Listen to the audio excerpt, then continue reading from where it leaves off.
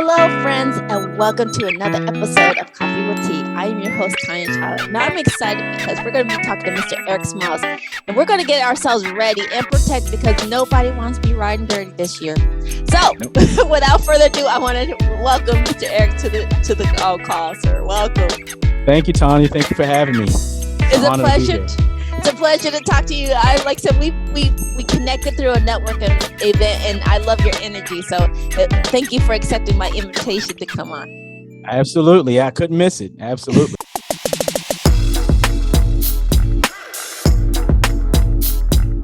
And I really want to open up the question before we really dive into what does riding dirty mean for those who are not familiar. Right. But we're going to talk about, because for those who you're going to explain more, your insurance. But we're really going to want to answer the question first. Like, who is Eric? Tell a little bit about who you are, and maybe perhaps how have you been dealing with the reopening of COVID? So the floor is yours there, sir. So I am a dad of 5, a husband of 1, and an owner of a cat. So that's that's me. We spent a lot of time together over the last several months because of COVID. So opening my business in the middle of COVID was a little scary, but with the family coming together and support from my wife and the kids and all of us being home, it really brought us closer together. And also made us, just focus in on what's important. And I think it really helped me with focusing on my business and not having a lot of distractions from going out and hanging out with the guys or, doing different things. So the restrictions actually helped. Yes. And for those who probably struggle with restrictions, restrictions can be good. Not everybody, yes. Not always so bad. So right. Well, you and I connected because, like I said, we've always had, in our community, people put those GoFundMe out there, and when they have to bury their loved ones, and so it's a concern. Yes. I would say, because to me it's like a lack of preparation a little bit. So, right. And that sort of ties into about riding dirty. So we're really going to talk a little bit about those two issues here, but really, I always have to give a definition for those who are not familiar about what is riding dirty. Can you please, in your words, sure. tell them what riding dirty means? So, in the slang term, riding dirty means you're riding with something or someone that if you were to get pulled over, you would get in trouble. So maybe, different things with that. Maybe you have some different things in your car that you shouldn't have in your car, right?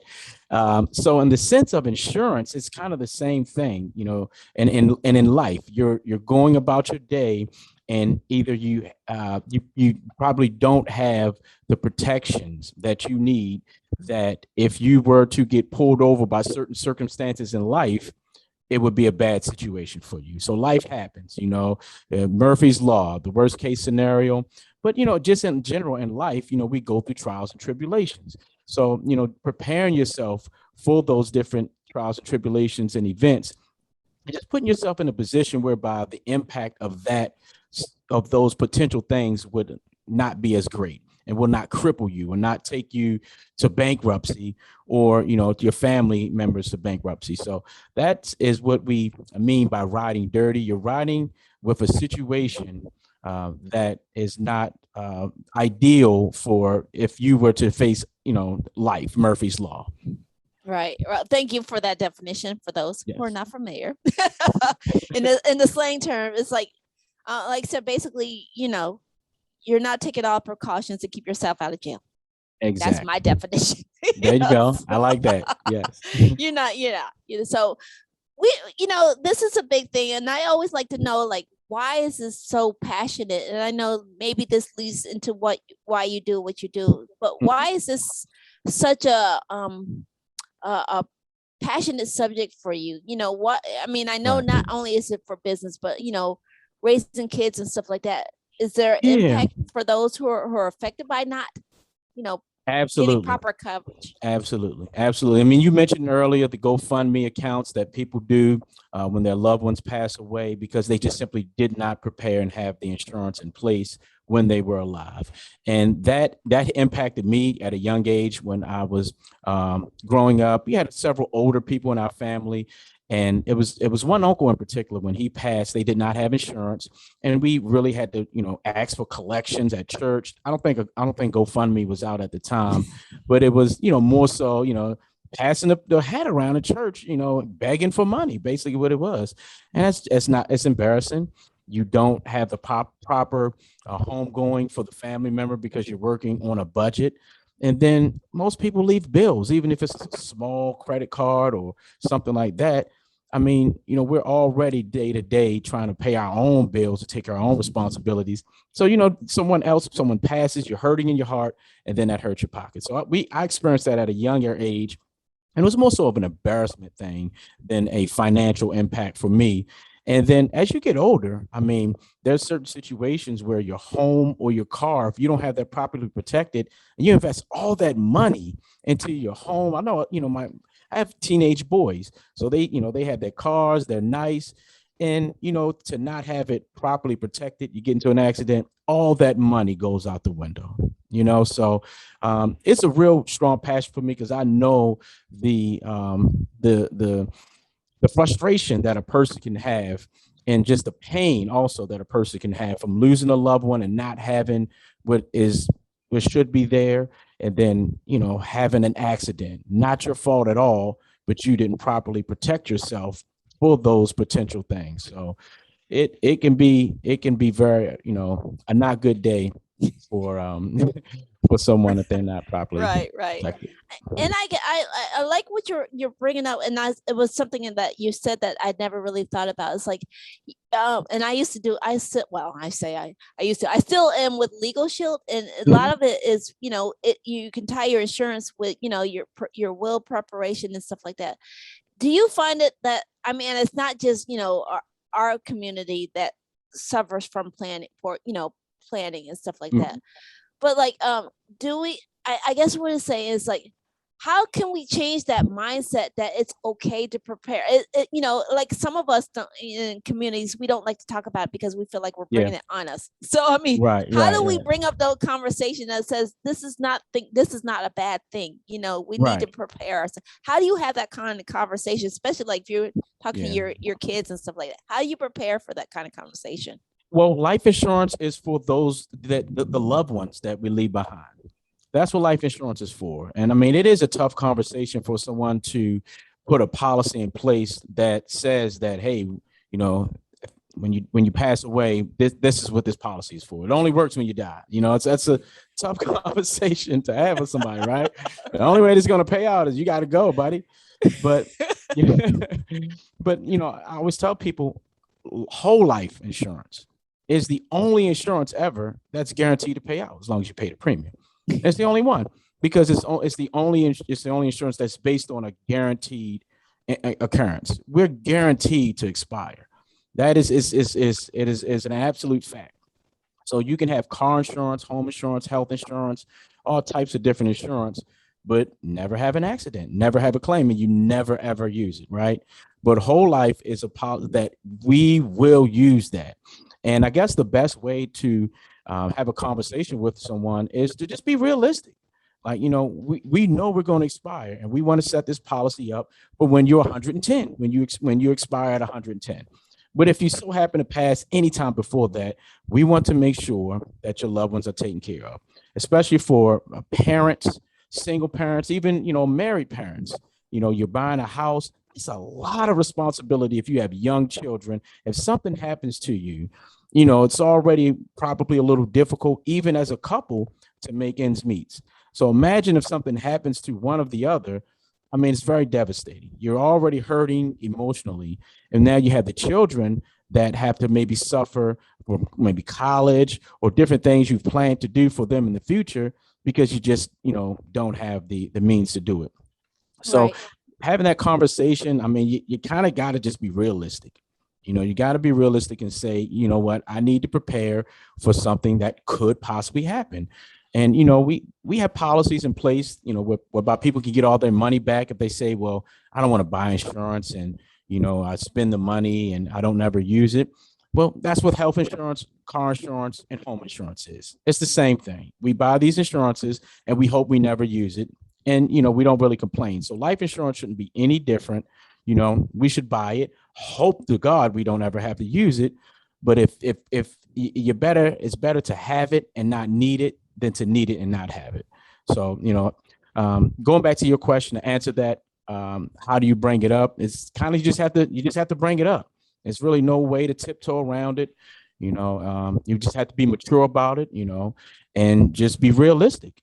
And that's how I go about it. I don't cut any corners with people. I try to use certain words, but let's be realistic. We're all going to pass away, and we need to have life insurance. Anything other than that is not realistic. Right. But I like that. And this is the part I want to also remind everybody that if you're already picking up some gems that Eric has been putting down, like me, please get that thumbs up, maybe leave a comment down below, because we're going to go diving down deeper into like, when is too much, sometimes Right. it's like, do you insure your whole family? I mean, Right. Is that too much? Is there ever considered too much insurance? I guess that's what I'm saying. Well, sort of, yes. I mean, so the insurance companies will ask you if you have a current insurance, right? For life insurance. They want to have a whole totality of how much insurance you have. So if you're only making, let's say, $50,000 or $60,000 a year, then if you're applying for $3-4 million in insurance, they're gonna ask some questions, right? Because it's really supposed to be to maybe pay off debts. So if you have any debt, so if you have a large amount of debts, then yeah, you can justify that. If you have several children, and obviously over the course of 20 years in college, a child can cost $100,000 or more. So it's not unrealistic to put, if you have 3 kids, just the kids in the house alone, you're probably already at $1 million, because then you want to replace your income.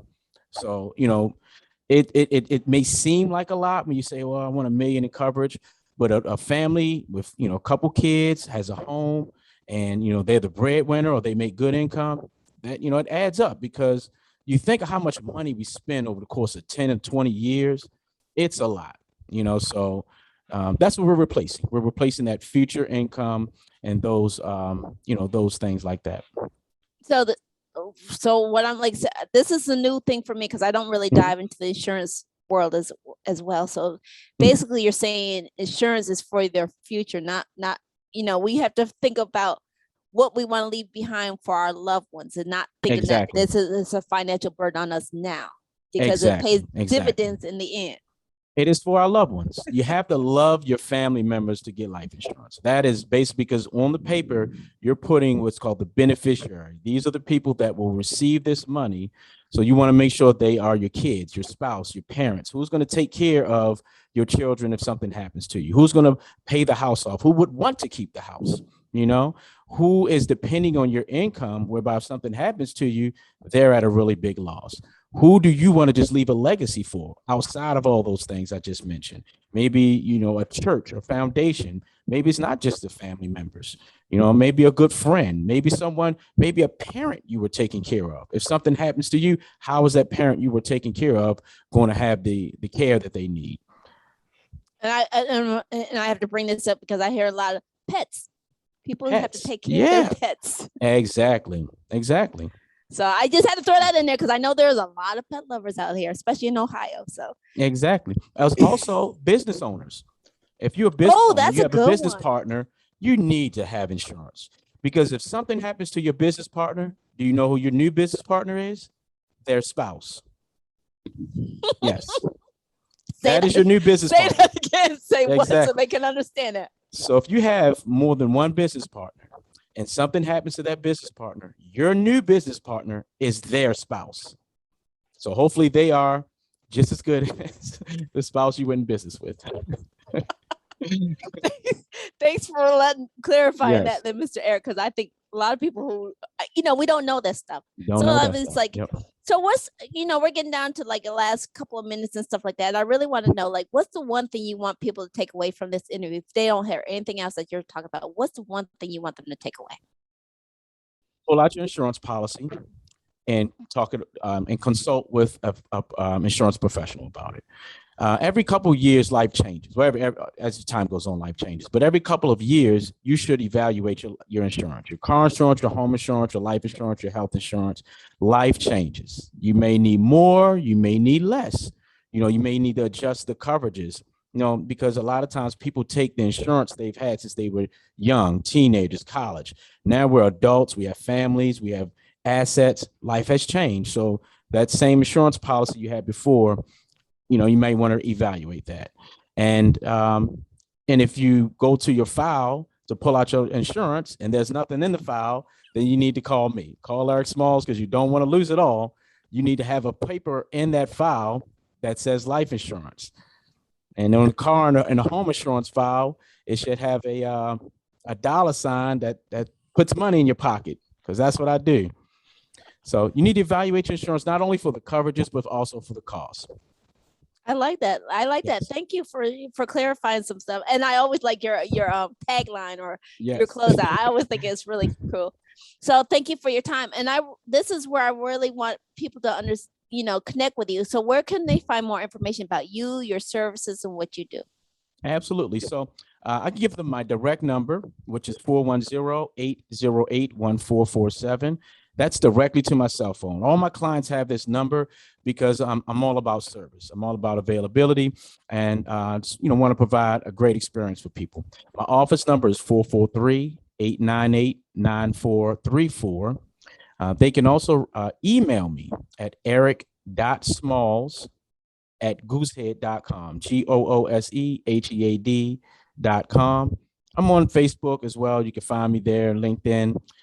But I mean, directly, I'm a direct guy. So if you can call me, text me, email me, you can let me know. Say, hey, Eric, I don't want a whole bunch of callbacks or text messages backs. Don't call me, a whole bunch of times. Maybe you just have one question. I can answer that and keep going. But I respect people's privacy. I understand people don't want calls from salespeople trying to sell them something. So I'm just here to consult. I can review coverages, make sure you have, a good policy for your needs. And we don't even have to talk about switching you. We can talk about that if you like. Right. Well, thank you. And I also, can people call just to, maybe get an understanding of more about insurance? Absolutely. Especially, with life insurance, I'm really passionate about that.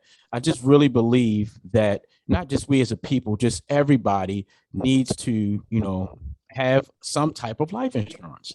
Just imagine if your parents or your grandparents were to leave you, if every generation said, I'm gonna leave, my grandkids $50,000 or $100,000. Imagine just how much, just you, everyone listening, how much would that have changed your life? We've all lost our grandparents, great aunts, great uncles. How much would that have changed your life if they left you with $50,000 or $100,000? How much more business? How many, business? Could you have done? Could you have sent your kids to that private school? Could you have went on that vacation, paid off the debt, so you didn't have to work that second job? It is life changing. It allows you to spend more time with your kids because you don't have that burden of working that second job. It is completely life changing. And as a community, that's what we need more of, time with our loved ones. We need more love. And this is just a way amongst many ways that, we can, obtain that. Well, thank you so much for sharing the information. And I can definitely tell you're passionate. So, Yes. Definitely follow up with Mr. Smalls, because you don't want to lose it all. So I can't say it like he does. If you don't want to lose it all, you better call Eric Smalls. Yes. And I want to thank you, Mr. Eric, for your time. Thank you for sharing your wisdom. It's amazing how fast 20 minutes can fly by. I know, right? All right. And I also want to we can always follow up. Maybe we can go a little bit deeper into, another topic, that we could, Yes. I know there's plenty of stuff we can talk about. So, Absolutely. I'd love to have you come back on as a guest. And I also want to remind everybody who has tuned in today's episode, remember, feedback is always welcome. If you've enjoyed what Eric has shared, please give us a like, let us know, maybe follow it up with a comment down below. And if you want to keep getting the insights that Mr. Eric shared and others, please consider hitting that subscribe button over there. And remember, take things in stride, go with the flow, and create your own path. And we'll see you back here on another episode of Coffee with Tea. All right. Bye-bye. time.